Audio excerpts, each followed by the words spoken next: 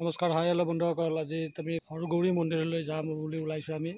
তো আমি কোনফালে যাওঁ আপোনালোকক দেখুৱাওঁ, আপোনালোকে ভিডিঅ'টো সম্পূৰ্ণকৈ চাব।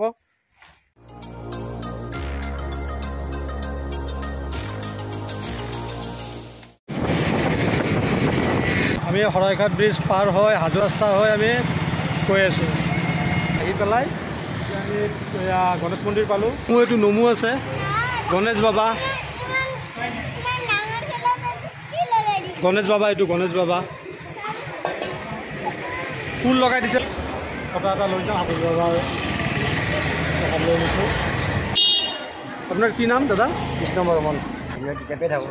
যেতিয়াৰ পৰা মন্দিৰটো হৈছে তেতিয়াৰ পৰা আপুনি ইয়াতে আছে? মই এখানে নাথাকোঁ, আমাৰ পালা পাতি গোটেই আৰু আছে আৰু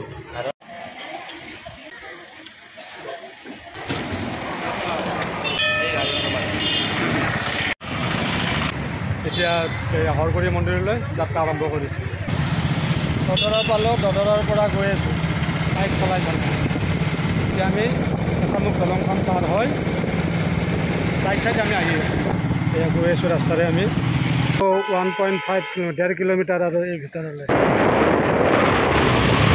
তাৰে আমি শ্ৰী শ্ৰী হৰগৌৰী মন্দিৰ। হৰগৌৰী মানে হৰ মানে হ'ল শিৱ, গৌৰী মানে পাৰ্বতী, শিৱ পাৰ্বতীৰ এইটো মন্দিৰ। এতিয়া আমি ভিতৰলৈ যাম। মন্দিৰটো আপোনালোকক দেখাইছোঁ। মন্দিৰটো নতুন কৰি কনষ্ট্ৰাকশ্যন কৰি আছে তাৰমানে।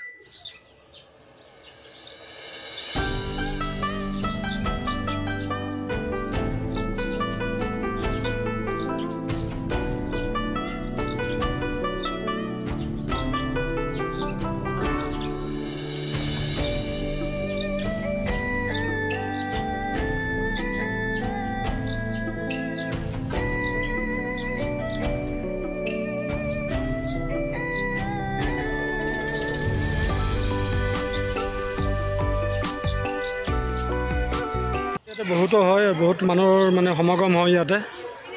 বিয়া আজি 4খনমান বিয়া ইয়াতে হৈছিল। পুখুৰী আছে, পুখুৰী এই মাছ মুড়ি দিব লাগে মাছক, বিস্কুট দিলে খালে খাই কিছু।